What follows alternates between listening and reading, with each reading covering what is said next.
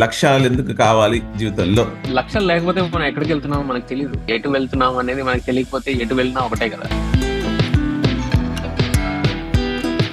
జీవితాన్ని అలక్ష్యం చేసేవాడు, జీవితంలో సరైన లక్ష్యం లేనివాడు ఒక్కరే అంటారా? మరి ఒక విధంగా సమానం. ఎందుకంటే లక్ష్యాలు లేని వ్యక్తులు వారి జీవితం గురించి పట్టించుకునే వ్యక్తులు ఇద్దరు జీవితాన్ని లక్ష్య పెట్టని వాళ్ళు ఇంకొంచెం డేంజరస్. ఎందుకంటే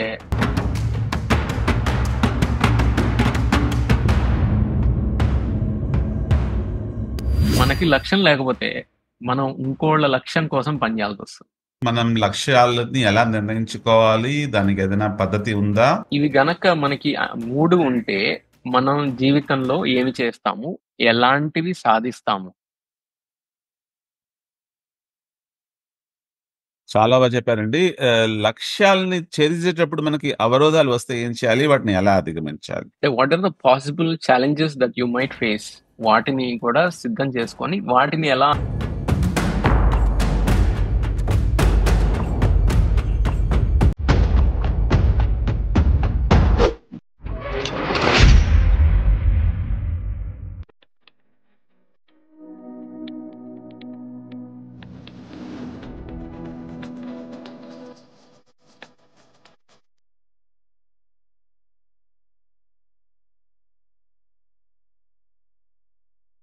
ఆదాబ్, నమస్తే అందరికి.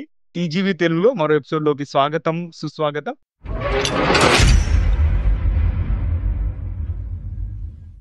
టీజీవీ తెలుగు మీ జీవితానికి వెలుగు. నేను మీ నవీన్ సమ్లా అండి, the guiding voice platform founder మరియు చీఫ్ హోస్ట్.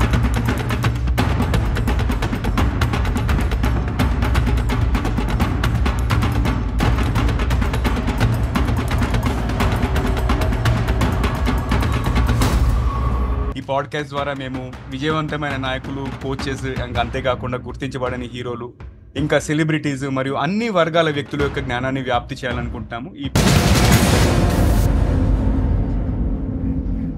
పాడ్కాస్ట్ లో మనం ఏంటంటే వ్యక్తిత్వ వికాసము, self help, personality development related, అంతేకాకుండా అప్పుడప్పుడు ఆధ్యాత్మిక అంశాలను కూడా చర్చిస్తుంటాం. ఈ రోజు మన వర్చువల్ స్టూడియోలో జగన్నాథరావు పల్లికూరి గారు ఉన్నారు మనతో. టీజీవీ తెలుగు మీ జీవితానికే వెలుగు. నేను జగన్ మంథా టీజీవీటీకి నేను ఒక కో హోస్ట్ గా వ్యవహరిస్తున్నాను. మనం ఇంతకు ముందే జగన్ పల్లికూరి గారితో ఇంతకు ముందు 2 వీడియోలు చేసాము. టీజీవీటీ 134 ఎపిసోడ్ లో 134 అంటే నాయకత్వ లక్షణాల గురించి జగన్నాథ్ పల్లికూరి గారు ఒక జనరల్ గా మనకి మొత్తం నాయకత్వ లక్షణాల గురించి పరిచయం చేశారు. తర్వాత మనం ఒక లీడర్షిప్ సిరీస్ స్టార్ట్ చేశాము. ఇంతకు ముందు మనము ఆల్రెడీ వాల్యూస్ అంటే విలువల గురించి మాట్లాడుకున్నాము. అది ఫస్ట్ ఎపిసోడ్. మనం ఇది లీడర్షిప్ సిరీస్ కింద చేస్తున్నాము. ఇందులో ఇంకొన్ని భాగాలు రాబోతున్నాయి. దాని గురించి మనం జగన్ గారిని అడిగి తెలుసుకుందాము. ముందుగా మనము జగన్ గారిని పరిచయం చేసే ముందు నేను అందరినీ వెల్కమ్ చేస్తున్నాను. మీ అందరికీ వెల్కమ్. టీజీవీ తెలుగు జీవితానికి వెలుగు. ఇప్పుడు ఒక ర్యాపిడ్ ఫైర్ చేయబోతున్నాను జగన్ పల్లికూరి గారితో. Jagan, are you ready? yes I'm ready. ఉత్సాహం, ఎంతూజియాజం ఈజ్ లైఫ్. యాక్చువల్లీ ఉత్సాహమే జీవితం. ఇది లేకపోతే మనం లేనట్టే. సహనం, భూదేవికి ఉన్నంత ఉండాలి. పేషెన్స్ కదా, సహనం అంటే patience. Patience. Difficult but that's how it should be. వ్యత్యాసం, డిఫరెన్స్. యాక్చువల్లీ సక్సెస్ఫుల్ పీపుల్ కి సక్సెస్ కాని వాళ్ళకి ఉన్న ఏకైక వ్యత్యాసం వారి లక్ష్యాలు. Okay, very nice. పయనం, జర్నీ. జీవితమే ఒక పయనం. అదో మహాకవి చెప్పినట్టు పదండి ముందుకు, పదండి తోసుకు అనుకుంటూ వెళ్ళిపోవాలి మనం. సమరం, స్ట్రగుల్. మనలో చెడుతో ఎప్పుడు మనం నిత్యం చేసేది సమరం. Wow, nice. విజయం, విక్టరీ. మనకి అపజయాల తర్వాత వచ్చేది విజయం. అన్ని అద్భుతంగా చెప్తున్నారండి. అవరోధం, లక్ష్యం మీద, లైక్ మనకి లక్ష్యం మీద నుంచి దృష్టి మళ్ళితే మనకు కనిపించేవి బ్యారియర్స్. యాక్చువల్గా వన్స్ అగైన్ వెరీ నైస్. ప్రోత్సాహం, ఎంకరేజ్మెంట్. అందరికీ అవసరం కానీ ఎవరు జనాలుగా. సాహసం, అడ్వెంచర్. జీవితంలో సాహసం చేస్తేనే పైకి వస్తాం. అంటే we have to take calculated risk. సాహసం చేరా డింబక అన్న ఒక కరెక్ట్. సంకేతం, సైన్. యాక్చువల్‌గా ఇది మనం ఇంట్యూటివ్‌గా ఆలోచిస్తే మనకి ఏదైనా మంచైనా, చెడైనా జరిగేటప్పుడు మనకి ఒక సంకేతం వస్తుంది. ఓకే. మంచి విషయం చెప్పారు. దర్పణం లేదా మిర్రర్? మనల్ని మనకి చూపించేది. అంటే I'm not just talking about the physical part. బాహ్యంగా గాకుండా అంతరంగికంగా కూడా కనిపించేది. ఇంకొకసారి చాలా అద్భుతంగా చేశారండి. Thank Jagan you. Yeah! Jagan B. Jagan Pallikuri గారు. యాక్చువల్‌గా టీజీవీ తెలుగులో ఒక ముఖ్యమైన వినూతన విషయం పొడుపు కథ. అది లేకుండా ఒక ఎపిసోడ్ ముందుకు సాగదు. కాబట్టి పొడుపు కథ కూడా చెప్తున్నానండి. పొడుపు కథ ఇదిగో, వెలుతురులో నీతోనే ఉంటుంది, చీకట్లో తప్పించుకుపోతుంది ఏమిటిది? ఇది ఇంకొకసారి రిపీట్ చేస్తున్నాను. ఆహ్, వె వెలుతురులో నీతోనే ఉంటుంది కానీ చీకట్లో తప్పించుకుపోతుంది ఏమిటిది? దీనికి ఆన్సర్ మనం ఎండ్ ఆఫ్ ది ఎపిసోడ్‌లో చివరిలో మనం చెప్తామండి. అంత లోపల మీకు తెలిస్తే దాన్ని ఖచ్చితంగా కామెంట్‌లో రాయండి. నాకు ముందే తెలిసిందని చెప్పి మీకు ఖచ్చితంగా మిమ్మల్ని అక్నాలెడ్జ్ చేయడమే కాకుండా మీకు నవీన్ సామ్లా గారు ఒక ప్రైజ్ కూడా ఇస్తారు. ఓకే. ఆహ్, సో, ఇప్పుడు once again I'm welcoming Jagan Palkuri గారు. మనము ఆహ్, ఇప్పుడు ఆహ్, ఇంతకుముందు ఎపిసోడ్‌లో ఆల్రెడీ మాట్లాడుకున్నాము. ఆహ్, విలువల గురించి. రెండో ఎపిసోడ్‌లో ఏం మాట్లాడుకోబోతున్నామండి? లక్ష్యాలు, గోల్స్ గురించి మాట్లాడుతున్నాం. యాహ్! బికాస్ ఆబ్వియస్లీ దాని తర్వాత మనకి ముఖ్యంగా కావాల్సింది జీవితంలో లక్ష్యాలు గదా! సో, దాని గురించి చెప్పండి. లక్ష్యాలు ఎందుకు కావాలి జీవితంలో? ఎందుకు అవసరం? అలాగే ఆర్గనైజేషన్ కూడా లక్ష్యాలు ఉంటాయా? యాహ్! యాక్చువల్‌గా ఏంటంటే మనం ఇంతకు ముందు అనుకున్నాం వాల్యూస్, విలువలు ఏదైతే ఉన్నాయో అవి మనకి ఫౌండేషన్ లాంటివని. అయితే vision or purpose or goals అనేవి మనకి దానికి బ్లూ ప్రింట్ లాంటివన్నమాట. అయితే ఇల్లు కట్టేటప్పుడు మనకి బ్లూ ప్రింట్ లేకుండా మనం వెళ్ళలేం కదా! సో, గోల్స్ ఆర్ విజన్ అనేది దానికి బ్లూ ప్రింట్ అవుతుందన్నమాట. ఆహ్, సో, ఇట్స్ లైక్ లక్ష్యాలు లేకపోతే మనం ఎక్కడికెళ్తున్నామో మనకు తెలీదు. కాబట్టి it's like just standing in a cross roads and మనం ఎటు వెళ్తున్నాం అనేది మనకు తెలియకపోతే ఎటు వెళ్ళినా ఒకటే కదా! సో, కాబట్టి ఆహ్, మనుషులకి మాత్రమే ఉండేది లైఫ్‌లో చాయిస్ అనేది చూజ్ చేసుకోగలడం. అంటే జంతువులకి అది ఉండదు. సో, మనకి మాత్రమే ఉంటుంది. జీవితంలో లక్ష్యం లేని వాళ్ళకి కష్టాలు వచ్చినప్పుడు లక్ష్యం లేకపోతే చాలా ప్రాబ్లమ్ అవుతుంది. ఎందుకంటే అది కష్టాలు వచ్చినప్పుడు తట్టుకునే శక్తి ఉండదన్నమాట లక్ష్యాలు లేకపోతే. సో, ఇంకోళ్ళ మీద ఆధారపడాల్సి ఉంటుంది. అందుకనే లక్ష్యం అనేది చాలా ముఖ్యం మనిషికి. అలాగే ఆర్గనైజేషన్‌కి వాళ్ళు స్టేక్ హోల్డర్స్‌కి వాళ్ళకి వాల్యూ ఇవ్వాలి కాబట్టి వాళ్ళకి లక్ష్యం లేకపోతే ఆర్గనైజేషన్ పతనం అయిపోతుంది. కాబట్టి లక్ష్యం అనేది చాలా ముఖ్యమైన విషయం. అందుకే దీని మీద అంత ఫోకస్ చేయాలి. చాలా బాగా చెప్పారండి. జీవితాన్ని అలక్ష్యం చేసేవాడు, జీవితంలో సరైన లక్ష్యం లేనివాడు ఒక్కరే అంటారా మరి? యాక్చువల్‌గా ఒక విధంగా సమానమే. ఎందుకంటే లక్ష్యం లేని వ్యక్తులు వారి జీవితం గురించి పట్టుకుని వ్యక్తులు ఇద్దరు ఒకే విధంగా ఉంటారు. By and large same. కాకపోతే జీవితాన్ని లక్ష్య పెట్టని వాళ్ళు ఇంకొంచెం డేంజరస్. ఎందుకంటే అలక్ష్యం చేసేవాళ్ళు వాళ్ళకి ఇతరులకి అపాయం తలపెట్టే అవకాశాలు చాలా ఉన్నాయి. ఎందుకంటే వాళ్ళు they don't care about their life but they may put others life at risk. అయితే ఈ 2 రకాల వ్యక్తుల్లో గూడా యాక్చువల్‌గా ఏంటంటే మనకి లక్ష్యం లేకపోతే మనం ఇంకోళ్ళ లక్ష్యం కోసం పని చేయాల్సొస్తుంది. అందుకనే ఇది చాలా ఇంపార్టెంట్. చాలా బాగా చెప్పారండి. సో, తర్వాత ప్రశ్నకి మనం లక్ష్యాలని ఎలా నిర్ణయించుకోవాలి? దానికి ఏదైనా పద్ధతి ఉందా? మీరేదైనా సూచిస్తారా? యాక్చువల్‌గా ఏంటంటే మనకి చాలా మందికి ఆహ్, వాళ్ళ మీద వాళ్ళకి నమ్మకం ఉండదు. అందుకనే వాళ్ళు యాక్చువల్‌గా అంబిషియస్ గోల్స్ పెట్టుకోరు. చిన్న చిన్నవి పెట్టుకుంటారు. అయితే దీనికొక చిన్న ప్రాసెస్ ఉంది. అయితే నేను గోల్ సెట్టింగ్ సెషన్స్ చేసేటప్పుడు ఇది చెప్తుంటాననమాట. ఈ ఫార్ములా ఏంటంటే పామ్ పామ్ పాట్ అంటాం. అంటే పామ్ పామ్ పాట్ అంటే ఏంటంటే plenty of money, peace of mind and plenty of time. ఇవి గనక మనకి 3 ఉంటే మనం జీవితంలో ఏమి చేస్తాము? ఎలాంటివి సాధిస్తాము? ఆర్ ఎలాంటి ఇంట్లో ఉంటాము? ఎలాంటి కార్లు నడుపుతాము? ఏమేం చేస్తాము? ఎక్కడికి వెళ్తాము? ఇది గనక మనం అంటే దీనికి జనరల్‌గా ఇది ఉంది అనుకోని మనం ఒక లిస్ట్ రాయాలన్నమాట. సో, 5 నిమిషాల లోపల రాయాలిది. ఆహ్, దీనికి బ్యారియర్ లేకుండా మనసుకి ఏది వస్తే టాప్ ఆఫ్ ద మైండ్ అది రాయాలి. తర్వాత ఆ జాబితా నుండి మనం మనకి నిజంగా కావాలి అనుకున్నవి అంటే చాలా స్ట్రాంగ్ డిజైర్ ఉన్నవి వాటిని టిక్ చేసుకోవాలి. ఆ తర్వాత ఆఫ్‌కోర్స్ ఈ జాబితా మనం చట్టబద్ధంగా, న్యాయబద్ధంగా సంపాదించుకోవాలి. అంటే ఇది ఏదో ఇల్లీగల్ మీన్స్‌లో సంపాదించుకోవాలి అనే ఆశ ఉండకూడదు. ఈ లిస్ట్ తయారు చేసిన తర్వాత వీటిని ఒక డేట్ పెట్టుకోవాలి. ఎందుకంటే ఇప్పుడు మనం డేట్ పెట్టకపోతే ఫర్ ఎగ్జాంపుల్ ఏదైనా లక్ష్యం ఉన్నప్పుడు డేట్ ఉంటేనే అది గోల్ అవుతుంది. లేకపోతే అది జస్ట్ కేవలం డ్రీమ్ మాత్రమే అన్నమాట. So dream with date is goal యాక్చువల్‌గా. సో అలా మనం డేట్ పెట్టుకున్న తర్వాత బ్యాక్వర్డ్స్ వర్క్ చేయాలి. వెనక్కి వర్క్ చేసుకుంటూ వెళ్ళి మనం ఈ సంవత్సరం ఏం చేయాలి? లేకపోతే ఈ నెల ఏం చేయాలి? ఈ రోజు ఏం చేయాలి? అలా మనం నిర్ణయించుకోవాలన్నమాట. ఇది ఒక పద్ధతి గోల్స్ సెట్ చేసుకోవడంలో. అయితే మనం భాగ్ అంటాం యాక్చువల్‌గా దీన్ని ఇంగ్లీష్‌లో. Big, hairy, audacious goals. మన జీవితంలో చాలా మనం ఎప్పుడైనా పుస్తకాలు చదివేటప్పుడు ఆటోబయోగ్రఫీస్ ఇవన్నీ చదివేటప్పుడు కూడా చాలా గొప్ప వ్యక్తులు వాళ్ళు చాలా పెద్ద పెద్ద గోల్స్ సెట్ చేసుకుంటారు. అందుకనే వాళ్ళంత సక్సెస్‌ఫుల్ అవుతారు. సో మనం కూడా పెద్ద లక్ష్యాలను పెట్టుకుంటే అయితే అంబిషియస్ అంటే దీంట్లో రియాలిటీ కూడా ఉండాలి. అయితే నేను ప్రెసిడెంట్ ఆఫ్ అమెరికా అవుదాం అనుకోకూడదు. ఎందుకంటే అది ఇండియాలో ఉంటే సాధ్యం కాదు కదా! ఎందుకంటే you have to B A American citizen to be president of United states. కాబట్టి రియలిస్టిక్ గా కూడా ఉండాలి. But at the same time ambitious గా ఉండాలి. చాలా బాగా చెప్పారండి. లక్ష్యాల్ని ఛేదించేటప్పుడు మనకి అవరోధాలు వస్తే ఏం చేయాలి? వాటిని ఎలా అధిగమించాలి?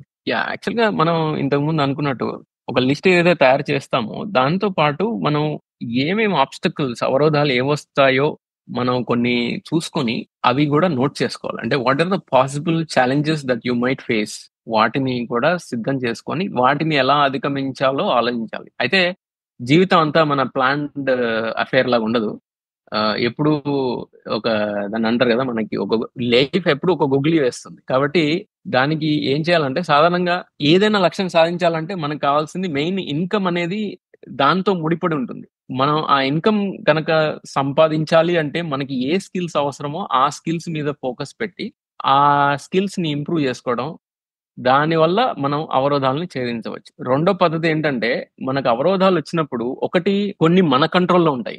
కదా! అంటే like things which are in our control వాటి మీద దృష్టి పెట్టాలి. మనకి నియంత్రణ లేటి వాటి మీద ఫోకస్ పెడితే అనవసరంగా మనం టైం వేస్ట్ చేసుకోవడం కాకుండా మనం ఎంతూసియాజం మన యాక్చువల్‌గా డిప్రెషన్‌లోకి వెళ్ళిపోతాం. కాబట్టి like for example weather is not in our control. అంటే మన ఎన్వైరన్మెంట్ మనకి వెదర్ గాని ఇలాంటివి మన చేతిలో లేవు. కాబట్టి వాటి మీద ఫోకస్ చేస్తే మనం చేయగలిగింది ఏం లేదు. గవర్నమెంట్ తీసుకునే నిర్ణయాలు ఇలాంటివి మన కంట్రోల్‌లో ఉండవు. అయితే బేసిక్‌గా అవరోధాలు వచ్చినప్పుడు సింపుల్ విషయం ఏంటంటే we have to follow like how an ant does. ఒక చీమ ఏదైనా మనం అడ్డు పెట్టామనుకోండి, అది దాని మీద నుంచి వెళ్తుంది, దాని పక్క నుంచి వెళ్తుంది, ఇలా చుట్టూ తిరిగి వెళ్తుంది, ఏదో ఒకటి చేస్తుంది కానీ ముందుకు వెళ్తుంది. అలా ఉండాలి మన లక్ష్యం. అంటే we have to be focused consistently మనం దాని మీద కష్టపడి పని చేయాలి. మళ్ళీ మళ్ళీ ట్రై చేస్తూ ఉంటే విక్టరీ అనేది తప్పకుండా వస్తుంది. చాలా బాగా చెప్పారండి. ఒక చీమతో అంటే చీమ ఎంత చేస్తే చీము నెత్తురున్న మనం ఎంత చేయగలగాలి? యాక్చువల్‌గా అబ్సల్యూట్‌లీ కరెక్ట్. యాహ్! అని అంటే ఆ స్ఫురణ ఎవరికైనా వస్తుంది. అంటే అలా చెప్పారు. చాలా బాగా చెప్పారు యాక్చువల్‌గా. సో మీరు ఏమైనా అనుభవాలు పంచుకోగలరా? మీరేమైనా లక్ష్యాలు సాధించారా? యాక్చువల్‌గా నేను అంటే ఫస్ట్ ఇంటర్వ్యూలో చెప్పాను. నేను సేల్స్‌తో స్టార్ట్ చేశాను నా జీవితాన్ని. అయితే నేను సేల్స్‌లో ఉండంగానే నాకు ఏంటంటే సేల్స్ అనేది యాక్చువల్‌గా నా చాయిస్ కాదు. I had to do a job కాబట్టి అందులో చేరాను. బట్ దాని మీద అలాగే మక్కువ పెరిగింది. But after 5 or 6 years into that job ఏమైందంటే నాకు ఒక ట్రైనింగ్‌లోకి వెళ్ళాలని ఆశ పుట్టింది. దానికి అనుగుణంగా నేను ట్రైనింగ్‌లో ఎలా వెళ్ళాలి అనే దాని మీద చాలా కృషి చేశాను. అలాగే కొన్ని కోర్సెస్ అటెండ్ అయ్యాను. The first goal that I achieved in that process is I became a trainer 20 years back. ఆ తర్వాత ఇంకా మామూలుగా మనకి మెటీరియలిస్టిక్ గా ఉండేవి. ఇల్లు కొనాలనుకున్నాను, ఇల్లు కొన్నాను. కారు కొనాలనుకున్నాను, కార్లు కొన్నాను. కారు తర్వాత ఒక కారు, ఒక కారు తర్వాత ఒక కారు. అలా ఏదో ఒకటి అంటే లక్ష్యాలని అలా అచీవ్ చేశాను. ఇంకొక మేజర్ లక్ష్యం యాక్చువల్‌గా పుస్తకం రాయాలని. అది కూడా ఈ మధ్య కంప్లీట్ చేశాను. సో ఇంకా ఉన్నాయి. అంటే నేను ఇందాక చెప్పినట్టు లిస్ట్ రాసి పెట్టుకున్నాను నేను. ఆ లిస్ట్ ప్రకారం నా టార్గెట్ మీద ఫోకస్ చేస్తూ వాటిని సాధిస్తున్నాను అనమాట. అది అయితే దీనికి ఒక చిన్న చిట్కా కూడా ఉంది. Apart from writing a list మనం విజువలైజ్ చేసుకోవాలి. అంటే దాన్ని ఏదైతే లక్ష్యాన్ని మనం చేరుకుంటాం అనుకుంటామో దాని పిక్చర్ మనం ఎదురుగా ఎప్పుడు ఉండాలన్నమాట. లైక్ ఫర్ ఎగ్జాంపుల్ నేను కారు కొనాలనుకున్నప్పుడు ఆ కలర్ కార్ పిక్చర్ నాకు నా ల్యాప్టాప్ లో బ్యాక్గ్రౌండ్ లో ఉండేది. అలాగే నా రూమ్ లో పిక్చర్స్ పోస్ట్ చేసుకునేవాడిని. ఇది కంపల్సరీ ఒక విజువలైజేషన్ అంటాము. ఇది ఎక్కడ మనకి రోజు లేవంగానే కనిపిస్తుందో అలాంటి ప్లేస్ లో పెట్టుకోవాలి. ఇది విజువలైజేషన్. మూడోది అసోసియేషన్ కూడా చాలా ఇంపార్టెంట్. మనం ఎవరితో అసోసియేట్ అవుతున్నాం అనేది. ఇంకోటి ఏంటంటే ఎవరైతే మనం పెట్టుకున్న లక్ష్యాల్ని మనం వాళ్ళు ప్రోత్సహిస్తారో అలాంటి వాళ్ళతో లక్ష్యాల గురించి డిస్కస్ చేస్తూ ఉండాలి. సో ఇలా మనం లక్ష్యాల్ని సాధించవచ్చు. So that's my journey so far. ఇంకా చాలా ఉన్నాయి లక్ష్యాలు సాధించాల్సినవి. అలాంటివి ఆ లిస్ట్ లో అవంగానే టిక్ పెట్టుకుంటూ ఉంటాను. చాలా చాలా బాగా ఇచ్చేసారండి జగన్. మీరు ఈ విషయాల మీద వర్క్షాప్లు కూడా నిర్వహిస్తారని అని తెలుసు. సో అవును, కాబట్టి అవును. మీరు వర్క్షాప్లు చేసే ఒక రోజుది మీరు మాకు పిండి చేసేయండి అని కూడా మేము చెప్పలేము. కానీ అట్లీస్ట్ Yeah. ఆ స్ఫూర్తి అయితే కనబడుతోంది. మీకు అభినందనలు. సో ఆఖరి ప్రశ్న అండి, ఈ పర్టికులర్ టాపిక్ మీద గోల్ సెట్టింగ్ మీద పరిశోధన ఏం చెప్తోంది? ఇది నిజంగా పనిచేస్తుందనే రుజువు అంటే మీరు ఆబ్వియస్లీ మీ పర్సనల్ ఎగ్జాంపుల్స్ అయితే పంచుకున్నారు, కానీ పరిశోధన ఏం చెప్తోంది? దీని గురించి ఇంకేమైనా రుజువులు మీరు షేర్ చేసుకోగలరా? యాక్చువల్గా చాలా ఎగ్జాంపుల్స్ ఉన్నాయి మనకి చుట్టూతా కనిపిస్తుంటాయి, కానీ మనం నోటీస్ చేయం. ఫర్ ఎగ్జాంపుల్ వరల్డ్ వార్ 2 తర్వాత జపాన్ ఒక చిన్న దేశం, మనకి చూస్తే మన తెలంగాణ, ఏపీ అంత కూడా ఉండదు అది. కానీ వాళ్ళ కంట్రీ కంప్లీట్ గా డిస్ట్రాయ్ అయిపోయింది. డిస్ట్రాయ్ అయిపోయినా కూడా వాళ్ళు ఒక లక్ష్యం పెట్టుకున్నారు, ఏంటంటే మన ఎకానమీని సరిచేయాలి అని. ఫస్ట్ లక్ష్యం ఏంటంటే స్టీల్ లో నెంబర్ 1 అవ్వాలనుకున్నారు, స్టీల్ ప్రొడక్షన్ లో. And they don't have iron ఓర్స్ by the way, అంటే వాళ్ళ దగ్గర ఉక్కు ఖనిజాలు అలాంటివి ఏం లేవు, అసలు లేవు. కానీ వాళ్ళు వరల్డ్ లో నెంబర్ 1 స్టీల్ ప్రొడ్యూసర్ అయ్యారు. అఫ్ కోర్స్ ఇప్పుడు చైనా, తర్వాత ఇండియా సెకండ్ లో ఉంది. బట్ ఫస్ట్ వరల్డ్ లో స్టీల్ లో టాప్ లో ఉండింది జపాన్. 70 ఎలక్ట్రానిక్స్ ఏళ్ల క్రితం వాళ్ళు అంటే కంపెనీ మొత్తం దేశం కుప్పగోలినప్పుడు వాళ్ళు లక్ష్యాల వాళ్ళని పైకి వచ్చారు. అలా పెట్టుకున్నారు. అలాగే ఎలక్ట్రానిక్స్, అలాగే కార్స్ లో వరల్డ్ లో నెంబర్ 1 అవ్వాలని అనుకున్నారు. ఇప్పటికి కూడా వాళ్ళు వరల్డ్ లో నెంబర్ 1. సో అలాగే ఇప్పుడు మనం ఈవెన్ ఇండియా కూడా ఫర్ ఎగ్జాంపుల్ మనం we were at somewhere not even the top 10 in GDP విషయంలోకి వస్తే. గత 10 ఏళ్లుగా మనం చాలా పురోగతి సాధించాం, ఇప్పుడు టాప్ 5 లో ఉన్నాం. అలాగే ఎక్స్పోర్ట్స్ మనకి 10 years back it was at just $300 billion. ఇప్పుడు ఈ సంవత్సరం దాని లక్ష్యం $800 billion. So last year we already cross 700 billion. So ఇలా మనకి మన కళ్ళ ముందే కనిపిస్తున్నాయి, అంటే దేశాలు పురోగమిస్తున్నాయి, ఎలా వాళ్ళ లక్ష్యాలు పెట్టుకొని దాన్ని సాధిస్తున్నారు అనేది. అయితే దీనికి సౌండ్ రీసెర్చ్ ఉంది. Edward Locke and Gary Latham అనే వాళ్ళు ఇద్దరు సైంటిస్ట్, వాళ్ళు దాని మీద చాలా పరిశోధన చేశారు. యాక్చువల్ గా ఒక 40,000 మంది మీద పరిశోధన చేసి ఇది అక్రాస్ కంట్రీస్ చేశారు వాళ్ళు. దీన్ని బట్టి వాళ్ళు కనుక్కున్నది ఏంటంటే, ఒకటి స్పెసిఫిక్ గా ఛాలెంజింగ్ గోల్స్ ఎవరైతే పెట్టుకుంటారో వాళ్ళు ఖచ్చితంగా దాన్ని అచీవ్ చేస్తారు. ప్లస్ అవి ఎలా అచీవ్ చేస్తాం అంటే వై ఇస్ సో ఇంపార్టెంట్. మనం ఎందుకు అనేది చాలా ముఖ్యం లక్ష్యాలకి. ఎలా అనేది మనం దాని గురించి ఎక్కువ ఫోకస్ చేస్తే వీల్ ఓన్లీ బికమ్ అండ్ దాని మీద అనాలిసిస్ చేస్తూ ఉండిపోతాం. కాబట్టి వాళ్ళు కనుగొన్నది అదే అనమాట. ఎవరైతే సాధించలేని, అంటే కొంచెం ఛాలెంజింగ్ గోల్స్ పెట్టుకుంటారో వాళ్ళు వాటిని సాధించారు. రెండోది, ఆ లక్ష్యాలని సాధించడానికి కావాల్సిన స్కిల్స్ వాళ్ళ దగ్గర లేకపోయినా కూడా ఆ స్కిల్స్ ని వాళ్ళు సంపాదించి, ఆ స్కిల్స్ లో వాళ్ళు అభివృద్ధి చెంది దాన్ని అలా గోల్స్ ని సాధించుకున్నారు. సో ఇది యాక్చువల్ గా రీసెర్చ్ లో చాలా ముఖ్యమైన విషయం అనమాట. అలాగే మనం గోల్స్ ని సాధించినప్పుడు మనని మనం రివార్డ్ చేసుకోవడం, దాని మీద అలా చేస్తే కూడా మన లక్ష్యాలని సాధించే అవకాశం ఉంది. మూడోది ఏంటంటే, లక్ష్యాలు మనం పెట్టుకున్నప్పుడు చాలా క్లియర్ గా ఉండాలి. స్పెసిఫిక్ గా క్లియర్ గా ఉంటే వాటిని సాధించడానికి సులువుగా ఉంటుంది. ఇవన్నీ నేను చెప్పడం కాదు, ఇవన్నీ వీళ్ళిద్దరూ వాళ్ళ రీసెర్చ్ లో కనుగొన్నారు. 1990లో ఈ రీసెర్చ్ పేపర్ కూడా పబ్లిష్ చేశారు. మీరు యాక్చువల్ గా గూగుల్ చేస్తే Edward Locke and Gary Latham వీళ్ళ రీసెర్చ్ కనిపిస్తుంది. అలాగే పీటర్ డ్రక్కర్ గురించి మీరు వినే ఉంటారు, మేనేజ్మెంట్ గురువు ఆయన కూడా వే బ్యాక్ 40-50 సంవత్సరాల క్రితమే మేనేజ్మెంట్ బై ఆబ్జెక్టివ్స్ అని ఒక MBOs అంటాం మనం, అలాంటి ఒక కాన్సెప్ట్ ని తీసుకొచ్చారు. దాని ప్రకారంగానే ఇప్పుడు చాలా companies, almost every company in the world, వాళ్ళ లక్ష్యాలను నిర్దేశించుకొని దానికి అనుగుణంగా పనిచేస్తూ ఉంటారు. సో ఇంతకంటే మనకి ప్రూఫ్ ఏం కావాలి? యాక్చువల్ గా మన ముందే చాలా ఇలాంటివి కనిపిస్తున్నాయి. మనం వాటిని ఫాలో అవుతే మనకు కూడా దాని మీద సక్సెస్ వచ్చే అవకాశం చాలా ఉంది. మీరు అద్భుతంగా చెప్పారండి. మీరు చెప్పిన పాయింట్స్ అన్నిటితో నాకు సినిమా ఎగ్జాంపుల్ గుర్తొచ్చింది. మీకు పంచుకోమంటారా? చెప్పండి. సన్ ఆఫ్ సత్యమూర్తి అనే మూవీలో హీరోకి 199 మంది వాళ్ళ నాన్న మంచివాడు అంటారు, కానీ వాడికి అక్కర్లేదు ఆ ఒక్కడు, అంటే ఆ డైలాగ్ ఉంటుంది. నాకు ఆ ఒక్కడి చేత ఎస్ అనిపించుకోవడం ఎందుకో ఫుల్ క్లారిటీ అవుతుంది. ఎలా అనేది మనం చూసుకుందాం, కానీ నాకు ఎందుకు అన్న దాని మీద నాకు ఫుల్ క్లారిటీ ఉందని వాడు ఫ్రెండ్ చెప్తాడు. వాడి ఫ్రెండ్ అవును. వాడికి చెప్తుంటాడు, వాడు వాడు ఫుల్ వాడేంటి full selfish to the core. వాడు అనకపోతే ఏంటంటే వాడే అనాలి Yeah.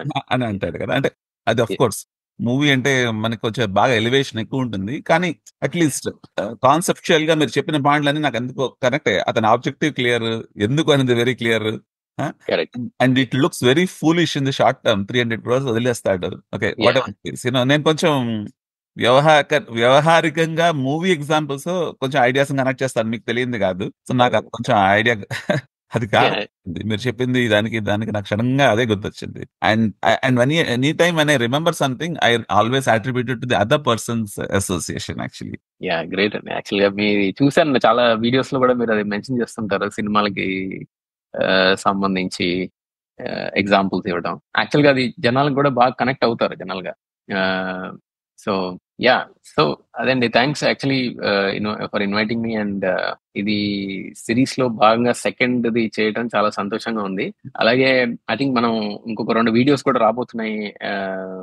దాని గురించి Conflict. చెప్తారా?